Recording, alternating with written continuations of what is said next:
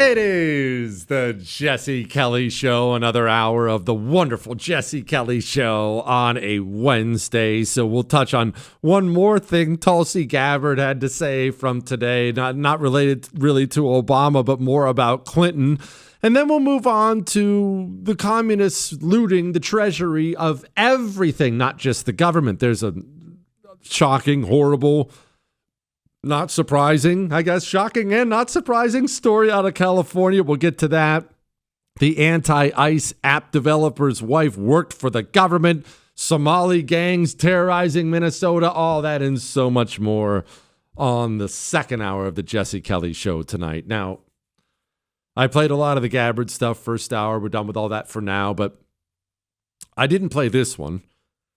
Tulsi Gabbard got up today and said this. The report goes into great detail about the information that Russia and Putin had on Hilary Clinton, which included possible criminal acts like secret meetings with multiple named U.S. religious organizations in which State Department officials offered, in exchange for supporting Secretary Clinton's campaign for the presidency, significant increases in financing from the State Department.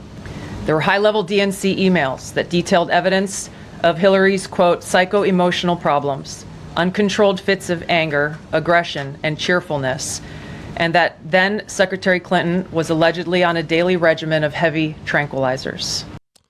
Okay, we'll address the Russia part in a moment. I just wanted to address the last part of what Tulsi Gabbard just said, that Hilary Clinton, apparently part of this intelligence report was that she had these unbelievable bouts of anger and rage, followed by happiness and giddiness, and that this was somehow damaging to her. That's just being a woman. Is there what, Chris? I'm defending Hillary Clinton here. You can't get mad at Hillary Clinton for being a woman. Sometimes she's going to be happy, and then at the drop of a hat, she's going to be angry and she'll be yelling at you and you won't understand why. And then the next day, she's all sunshine and roses. That doesn't make her a psycho. It just makes her a woman.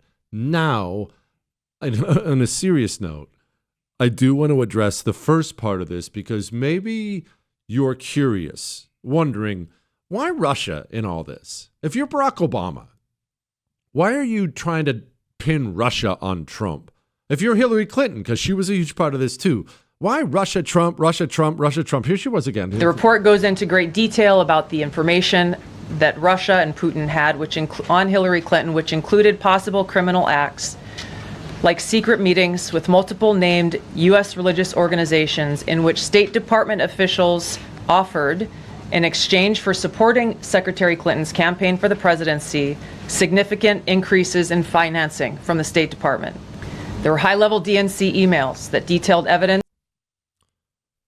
We have to do a little rewind here that is going to take us back a little far, but we kind of have to understand the origins of this in order to understand the Russia angle of this whole thing.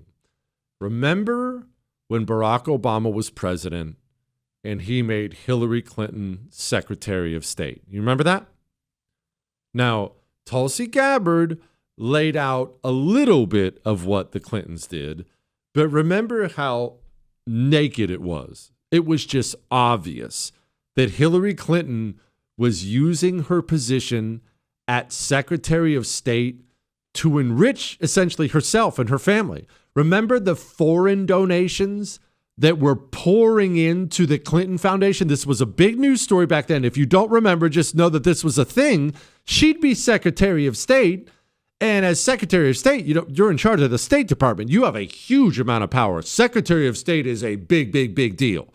And so you hop on the private jet, not private jet, it would be an official government jet, all kinds of security, and you fly to Saudi Arabia, just using that as an example. You fly to Saudi Arabia as Secretary of State, and you get off the plane, and you tell the Saudis, hey, I've got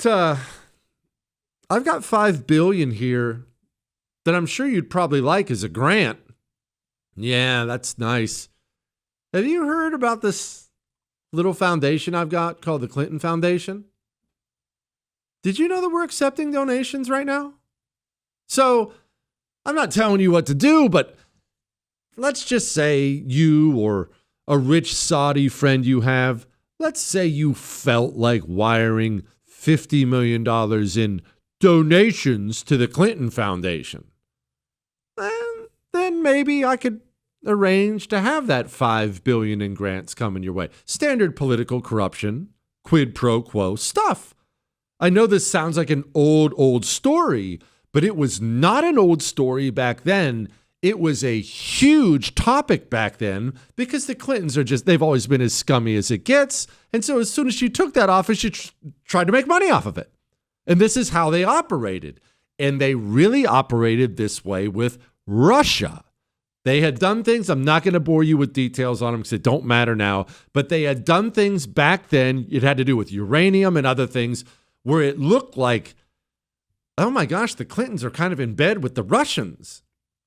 And I got this from John Solomon, the Hilary Clinton campaign. Get this. This is the part you really need to get. The Hilary Clinton campaign started polling the American people. What do you like about her? What don't you like about her? What are your concerns? And they became alarmed that one of the main concerns the American people had about Hillary Clinton was her nefarious ties to Russia. The Clinton campaign was taken aback by this. This is something that looks bad.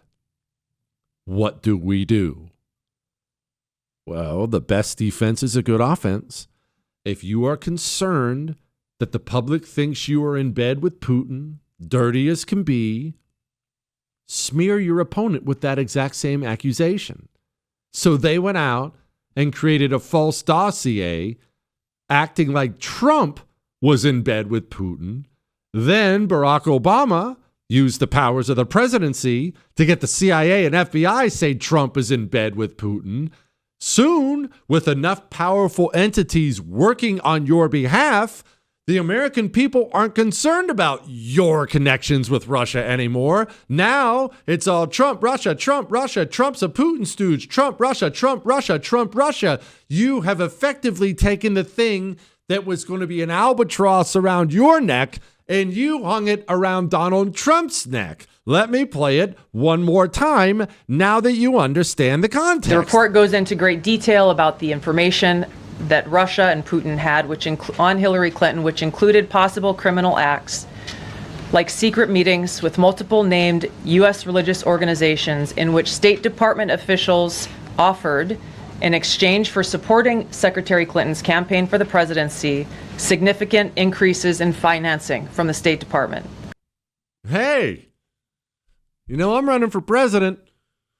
Sure would be nice if I had your financial report and, would you look at that?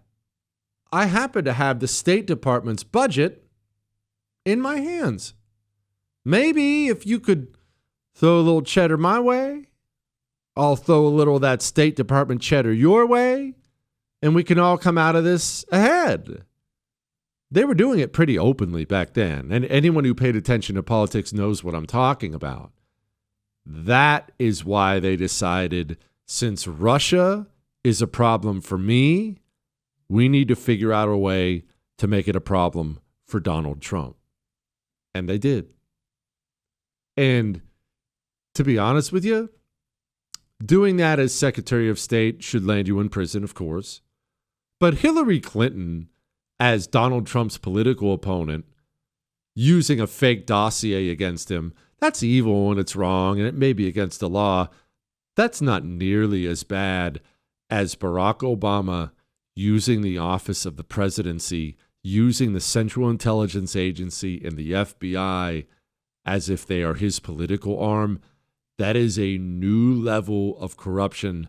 I don't know that we've ever seen it in presidential history. Director of National Intelligence Tulsi Gabbard has unveiled shocking new evidence that former President Barack Obama and top aides in the Obama administration conspired to subvert President Trump's 2016 election victory and undermine the democratic will of the American people. While publicly pretending to engage in a peaceful transfer of power, in private, former President Obama went to great and nefarious lengths to try to sow discord among the public and sabotage his successor, President Trump. The new evidence released by the Director of National Intelligence, who is here with me today, confirms that the Obama administration manufactured politicized intelligence, which was later used as the justification for baseless smears against President Trump in an effort to try to delegitimize his victory before he even took the oath of office. Someone better burn for that. May not be Obama, probably won't be, but someone better burn for that. Hang on, we got more.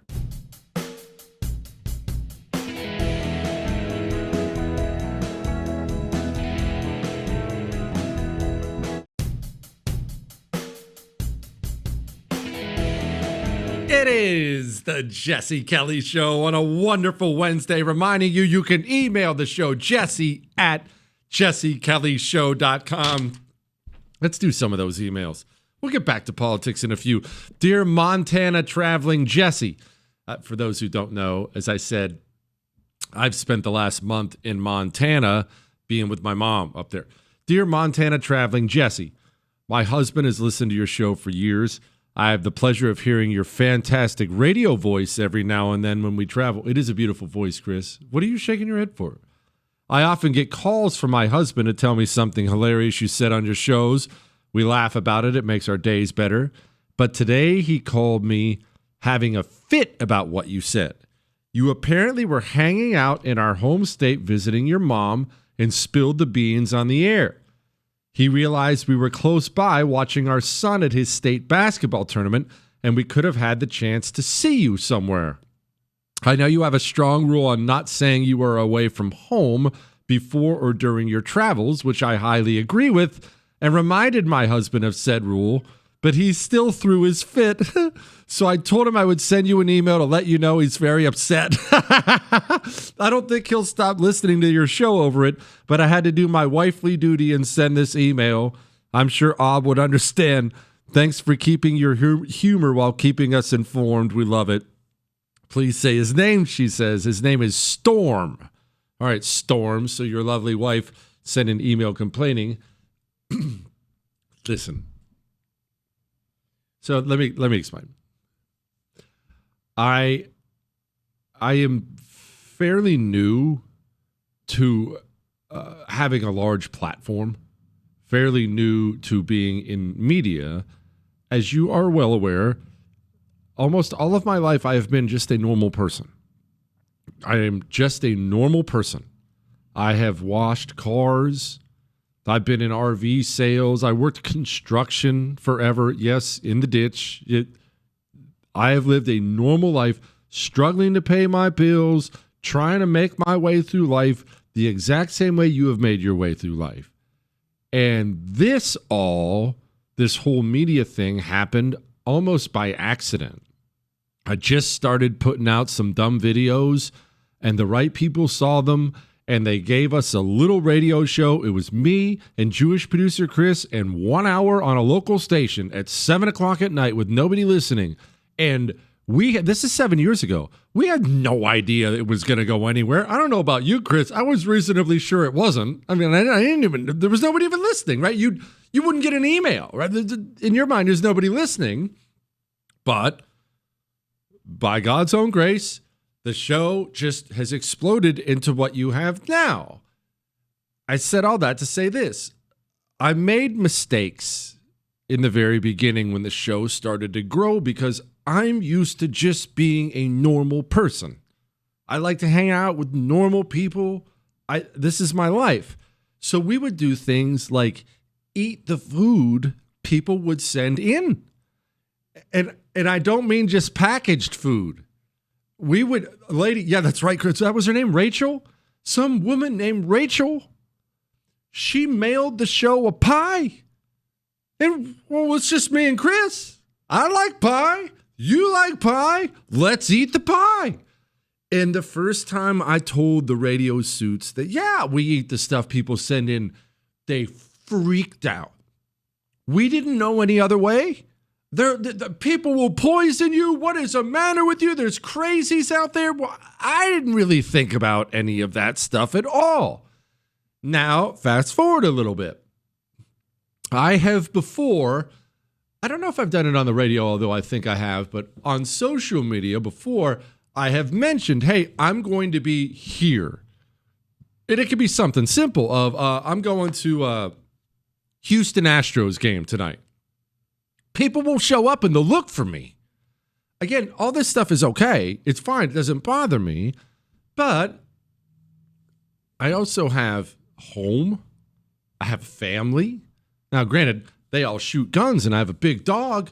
But if I'm leaving town, whether or not my family's coming with me, my family came with me to Montana, so it wasn't really about them. But I have learned that I can't be quite so carefree with, hey, I'm going to Waffle House after the show tonight, because you're not an idiot. You know when the show ends. I'm sitting here doing the show live. It wouldn't take a genius to figure out, well, which Waffle House in a certain area he's probably going to be at.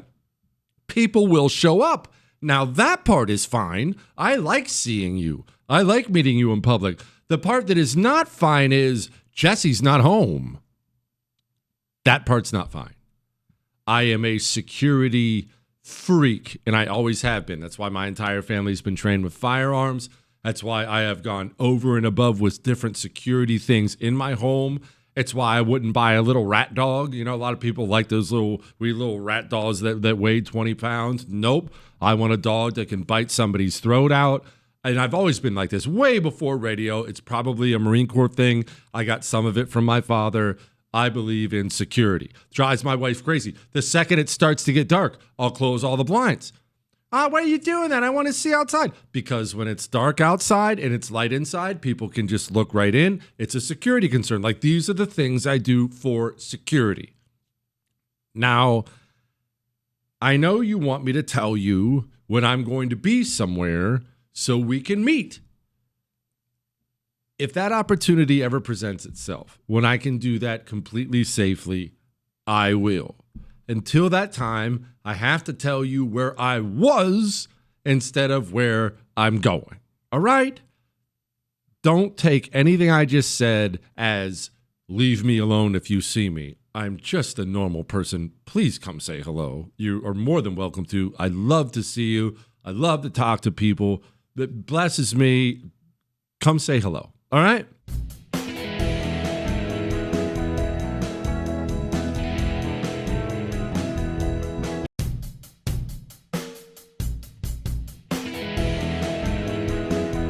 It is the Jesse Kelly Show on a fantastic Wednesday. Remember, if you miss any part of the show, you can download the whole thing, iHeart, Spotify, iTunes. So I'm going to bring up this story. Oh, by the way, I need to I need to explain why my voice sounds like this and why my voice might be cutting in and out and why I'll be doing a lot of that, which is awful. I'll be doing a lot of that throughout the show. I almost died in between hours. Chris, I didn't even tell you about this. Corey, that's because I believe in suffering in silence. Here's what happened. We ordered some chicken wings, trying to be healthy here at the office. We ordered some chicken wings. They delivered us some chicken wings. I went with a Chipotle barbecue dry rub this time. All right, so not wet wings, dry wings. Chipotle barbecue dry rub. They were not shy with the dry rub. They rubbed it good. Chipotle barbecue seasoning everywhere. I pick up one of these wings. I'm getting ready to Kamala the whole thing down. I guess I breathed in right when I was putting the wing in my mouth. And the Chipotle barbecue dry rub got sucked back into my lungs like mustard gas. It was so bad, I had to drop the wing. I had to stand up. I was coughing. My eyes were watering. If you're looking at me, my eyes probably still look horrible. My eyes were watering. I had to spit out what was in my mouth in the trash can. I'm drinking water, trying to catch my breath. It was really heroic, if we're being honest. Borderline superhuman. But I'm getting through all this. I fought through it. This is all during the break. And now I'm here fighting through injury during the show. My lungs, they're still not the same. I don't know whether there's some permanent damage there. I don't know how much longer I have to live. But I'm here, and I'm here for you. And that's why my voice keeps cutting out. Let's get back to some politics. Anti-ICE developer's wife fired from the DOJ after partial ownership discovery. Let me break that down to make it a lot simpler than it just was right there. There's a guy. His name is Joshua Aaron. He created an app. The app is so people can figure out where ICE is and so they can avoid deportation. Remember something? Remember. I'm not going to go off on this right now, but global communism, it relies on mass importation of foreign barbarians. Without the mass importation of foreign barbarians whose loyalty can be bought, global communism collapses. And they all know this. The elites know it. The streets know it. There is an ironclad commitment to the mass importation of foreign barbarians. Therefore, you get a guy who creates an app so illegals can escape from ICE deporting them. Okay, you got all that. Guy's got a wife.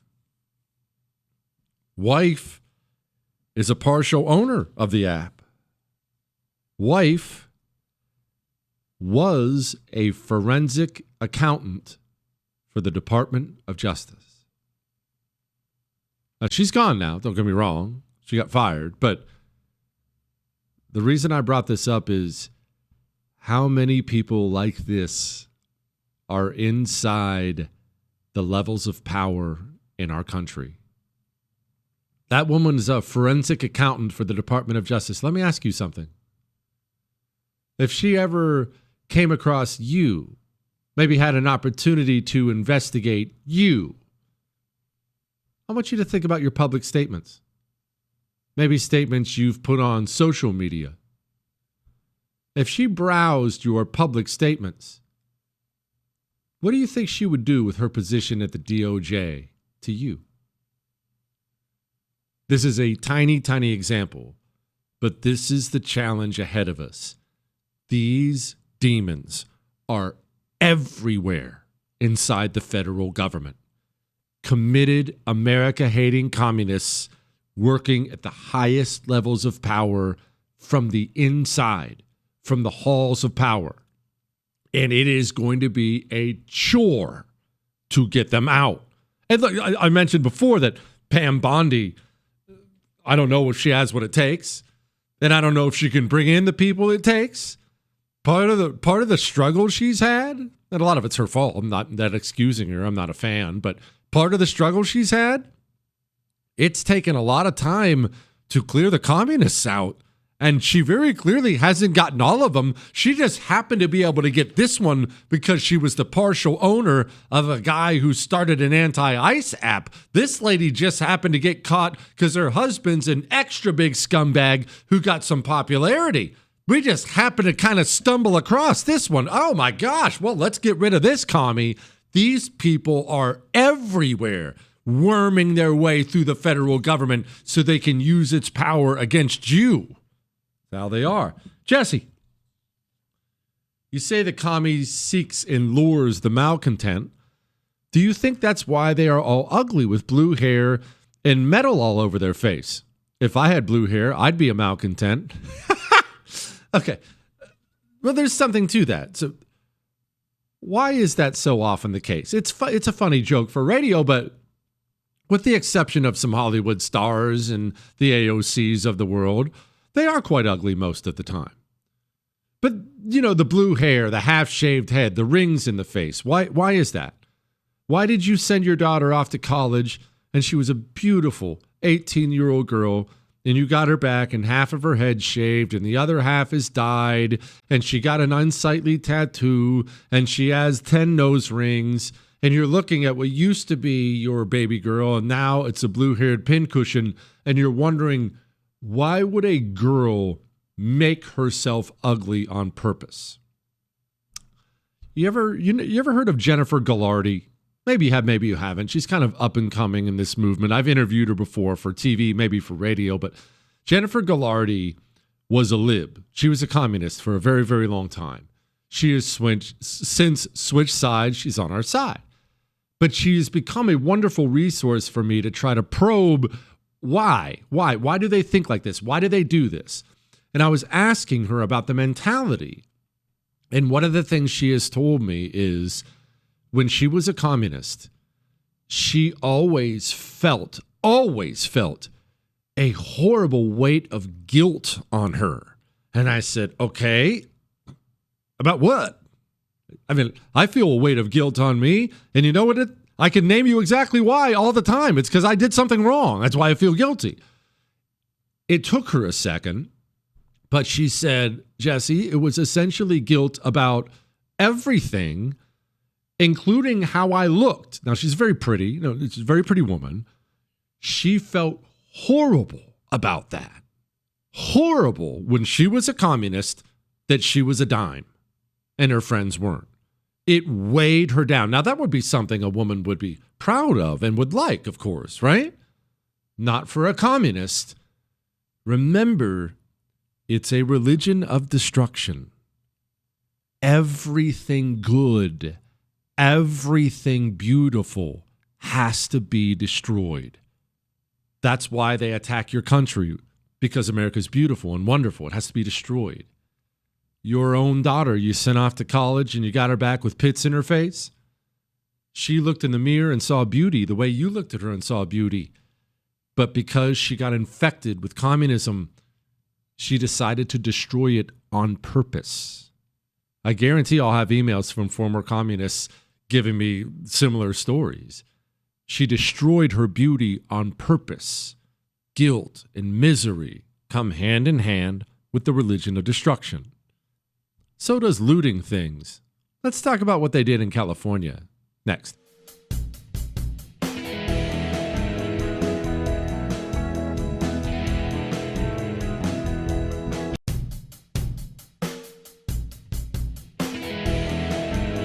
It is the Jesse Kelly Show on a fantastic Wednesday. Remember, you can email the show jesse@jessekellyshow.com.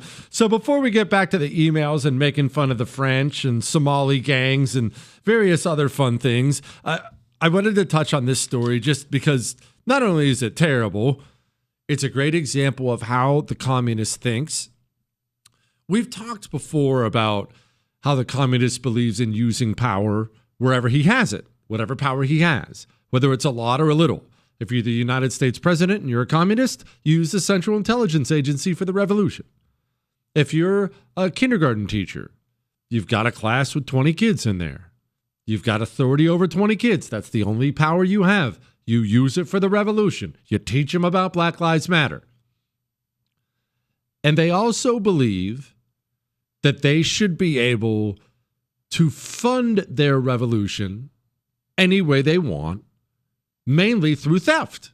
Theft is as bread and butter a part of communism as anything else. Stalin, did you know this? Stalin helped fund the revolution by robbing banks. Did you know that?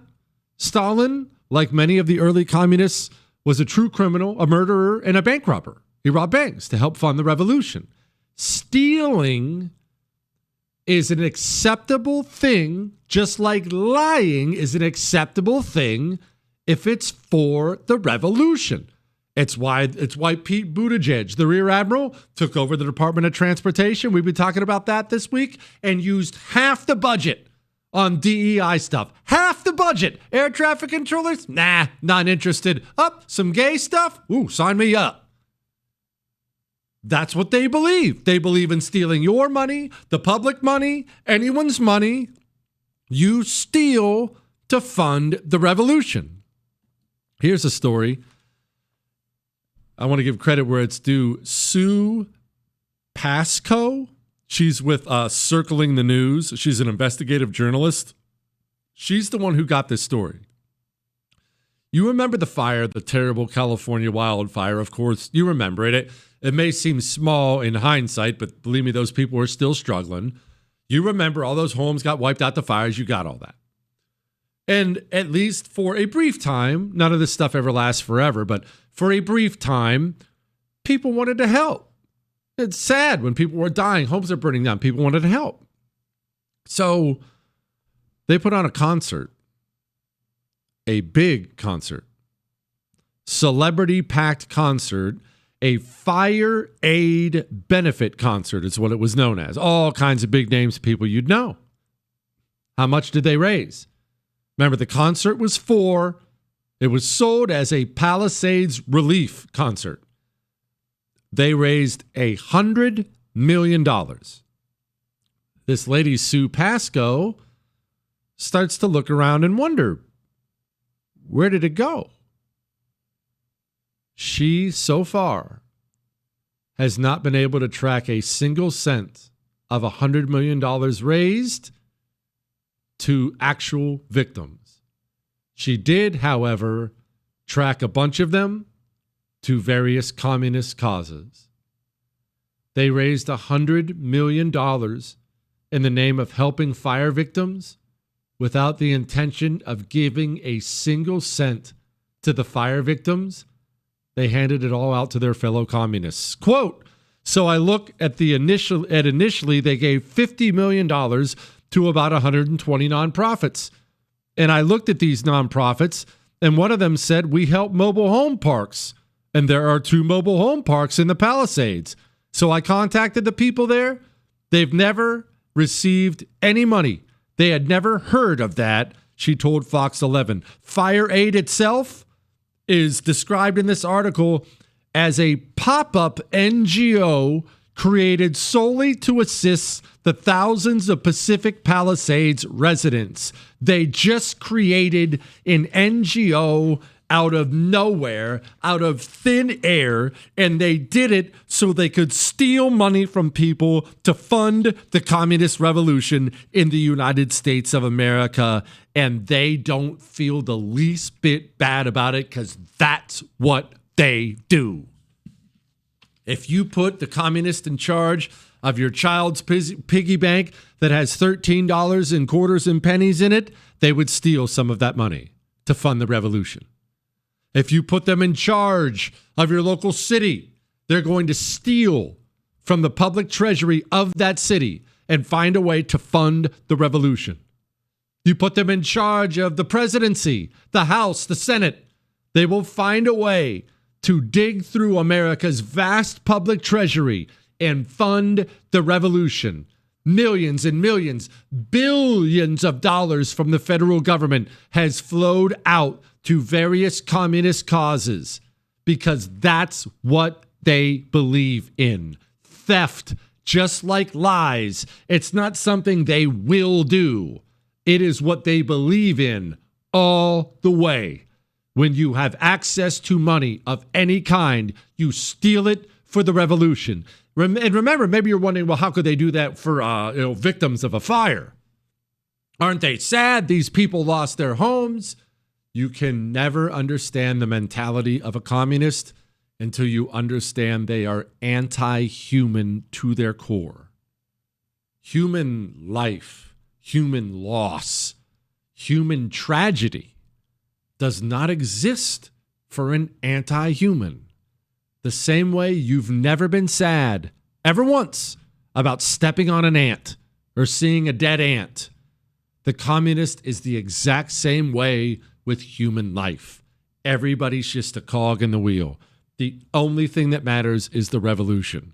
So, stealing a bunch of money from wildfire victims? Well, who cares? The revolution clearly has to take priority. These are not people sitting around stressing because somebody lost their home or lost their dog or lost their daughter. They don't think in those terms at all. All that matters is the revolution. All right. We're going to talk about a couple different things. We're going to talk about Somali gangs. Somebody pulled up an old chart about black-white race relations, how they were versus how they are now. and it is unbelievably sad. And we're going to discuss the why. That'll be a big point of next hour. Plus, we'll make fun of this commie. We'll talk about Deborah Birx needing a public trial.